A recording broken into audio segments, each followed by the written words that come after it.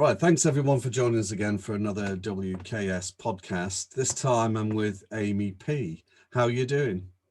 I'm really, really well, thank you. It's great to be here. Thank you for having me on. No problem, no problem at all.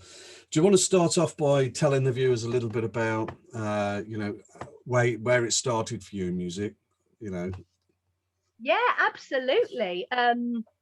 You actually, the first you said, "Oh, how are you?" And I went really well. Before I start with where I was at, I've literally been out today, in the rain, busking. So Okay. I literally whizzed home, dried my hair. I looked like a drowned rat, and I sung to about 4 people. But that was today. Going back to how I started then. Well, to be honest, I actually um my roots really are kind of in acting. Okay. Um and I've always loved singing. Um I started performing when I was 6. I did a little stage production of The Sound of Music. Okay. Um and so my background was kind of more theatre and drama. But I always sort of had little tunes and little phrases and lyrics. And I just thought, to be honest with you, that everybody did that. Everybody had that. Um, and I remember being probably 8, 9 years old, and I took all the games, board games and different Mm, things from under mm. my bed, and I called it my little music den. And I used to sit there with a little notepad, and write down all these lyrics. And I found a few of them a couple of years ago, and they were like really grown up for somebody. I must have just been copying things that I'd listened to, as we do, Yeah, sort of things yeah, in the yeah. charts and things. So I kind of did that as a kid and just thought that was normal and that was just what you do. Um, Went off really and did a lot of theatre stuff, which I'm happy to talk about. But really, music for me came back into my life sort of in a performance sense. Kind of about 10 years ago, I started doing the covers scene. I did lots of different bits, which I guess sort of massively influenced from my theatrical background, like an ABBA tribute. I did a one night of rock theatre show, loads of different bits and bobs. And the original music, putting myself out there as me, Aimi P, has kind of come about reasonably recently. Okay. So Right. there's a lot there. Yes. Yeah. Yeah. So have you been sort of formally trained singer or? Yeah, well, I did. I've always done my performing arts, but my course was acting and musical theatre. So there was a little bit of sort of vocal and singing work on the course. Mm, Um, so yeah, first and foremost, the theatre side of things. But I've always been a massive fan of like just pop. I mean, I grew up, I guess my era really was the sort of late 90s for music. Um, so a real pop girl. right. Right. So would you say that Amy P, the writer and singer now, what are you pop sort of sounding, or how Yeah, would you that, describe? that's a really good question, actually, particularly with where I'm at the moment, because it's kind of there's a lot of sort of retro vibes in my kind of pop mixes that are out. I released my first debut single, first debut, same thing, in October, and that was the first time I'd ever released an original song.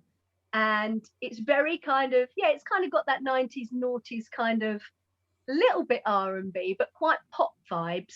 And the follow up was this year in February, and we've gone all 80s. I think that's quite in at the Mm, moment. mm, Um, so it's all kind of electronically produced, and we've gone really sort of high energy 80s vibes. Get the roller skates out and have a party. yeah. So Yeah. that's the sound of what's out there. Um, but the reason I say is interesting, you asking sort of what's the vibe, what's the style, is I've actually just recorded most of my originals all acoustically Okay. Right. to give it a nice, more chilled vibe. People that perhaps don't like the sort of catchy. I am going to use the word cheesy because I love a bit of cheese. Um, but totally appreciate that that's not necessarily everybody's cup of tea. Yeah. Yeah. I get you. I get you Um, on that one. So have you got a band that you work with regularly then? No, I kind of write and record. I write with somebody. I have a writing partner. Give her a shout out, the fabulous Shelley Walker. And her background, actually, she's from an all-girl rock band. So the stuff that we've kind of written together is totally not that vibe. I'm very much sort of a top liner, so I'll do the lyrics and melody, Right. and then she'll put the chords or the music down, and then I work with a producer that comes up with the track in the studio. So Okay. that's kind of the process of where I'm at with what I'm doing at the moment, which is quite Right. cool. Right. So your songwriting process then, you know, what's it actually like? How's it, you know, typically does it start for you, the process? Well, do you know what? That's a really, really good question. I do get asked that a lot. For me, on a daily basis, things just pop into my head. It's almost Mm, like it is my thoughts. Um, and then it will just be a little. I usually start with maybe a phrase or a couple of words that have been said in a conversation. And then I'll put a little catchy tune to it. And I'll just come up with a chorus. And then I'll send a voice note over to Shelley and say, can you put a couple of chords to that? She'll ping it back to me. And then we just kind of build it from there. And okay. we've got loads that are kind of half done. And then when we have a session together, we'll kind of pick a couple of our favorite ones, maybe ones that stand out. So actually give that one a bit more work. Okay. So that's how it works for me, really. Brilliant. Brilliant. So have you found the lockdowns, have you found it quite productive for yourself, or has it been the opposite? It's been for work based and for music. Do you know what? It's been great for me. Um, it's wearing thin now because I'm such a people person that I want to be back on the stage.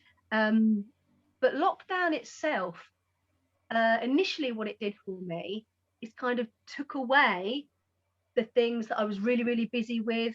Yeah. Um, so when I used to say to people, "Oh, I would, oh, but I'm really busy. I'm really busy. It kind of gave me that space to go, okay, what can I do? Mm, mm, Um, and I'd written some bits and bobs, and I had a couple recorded, and people said, well, why don't you release what you've already done? And I sort of ummed and oh, I'm not sure. Is the time right? And obviously it was, you know, pretty sort of bad times all round, not sure what to do and where to focus. But yeah, it literally took away all the things that I'd busied myself with and all the excuses that I'd made previously for not releasing stuff. And it's kind of like, well, if you're gonna, now's the yeah. time. Yeah. That's So it, isn't it? absolutely, yeah. Mm, mm. So where can people sort of hear your music then? On what platforms? Platforms that I use mostly are Facebook and Instagram. I do have a YouTube channel, but I'm sort of working on sort of better quality content to put up there. So yeah, you can find me and subscribe and then watch things appear before your eyes. Facebook, during lockdown, as many musicians and performers, I jumped straight on the live streams to Yeah. sort of keep that connection with people. Mm, Um, and got a lot of people that I hadn't had contact with in normal life. So right. that was nice. Facebook, yeah, Facebook. I love my people on my Facebook page. They're really, Brilliant. really supportive and they're awesome. So Yeah. yeah, Facebook and Instagram, that's where I'm at doing my little thing and just trying to push, trying to get people to hear it. And Yeah. Yeah. Yeah. I get that totally. So what, you know, which other sort of famous sort of artists do you admire the most then? um, good question. My all-time favorite is Pink. Right. Brilliant. Absolutely love Pink. I love a lot of the girly girls.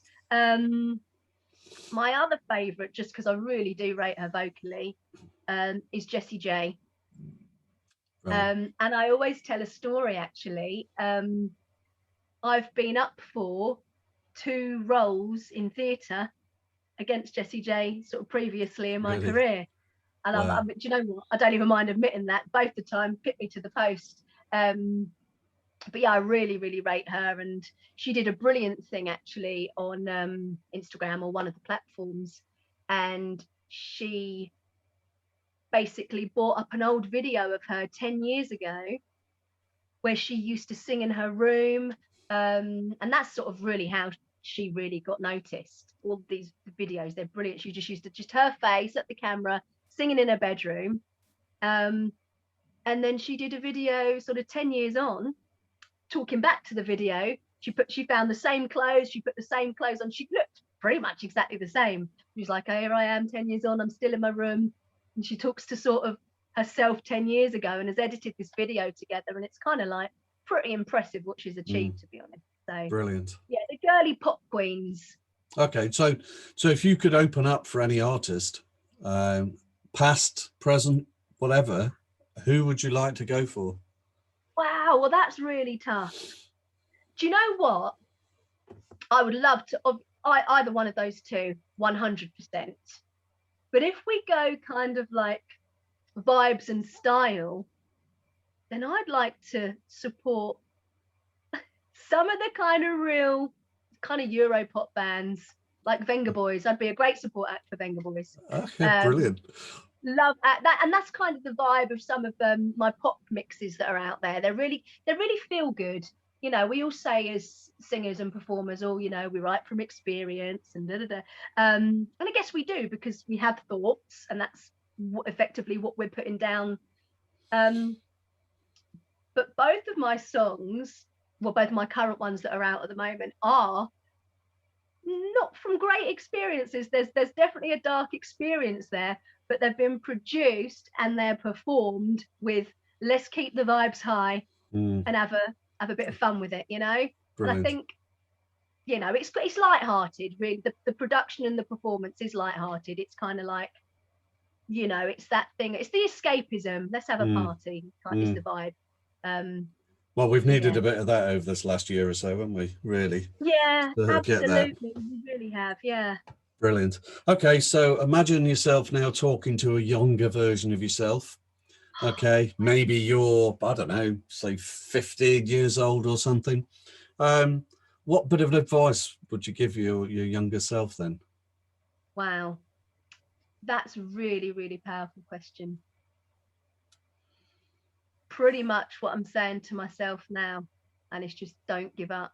And actually, a bit of advice I would give to my younger self is, not everybody knows what you're thinking, or not everybody thinks what you're thinking. And just to sort of expand on that a little bit, I didn't, as I say, I released my first song last year, and I didn't beforehand, because I had this little voice in my head that said, oh, well, you know, who's going to like your cheesy pop music anyway? And it's like, do you know what? I know it's not for everybody. They are not the best songs ever written, but they're a little piece of me. And if somebody enjoys the fun that they bring, then that's what it's all about. You know, I'm not going to win an award for songwriting, but hopefully I can make a lot of people smile. And I think, you know, you can get, I would just say, yeah, to sum it up, don't get stuck with your own thoughts. Don't get stuck in your own head too much. Just get out there, do it, and don't give up. Brilliant. Absolutely brilliant. Right, so coming out of lockdown and all of that, and the future, what's next for Aimi P then? Oh, for Aimi P, I will be releasing the acoustic EP, which I say will be the songs that are available on the digital platforms, but they're really chilled. I've worked with a really, really fabulous guitarist called Ben Smith, and what he just makes them sound almost like different songs. So they've got a lovely vibe. So watch this space for some acoustic recordings. I've also got a very, very special project that I've been working on, kind of ongoing really, over the last year or so. And it's a charity single that I'm hoping to release in September. And it is for childhood cancer awareness.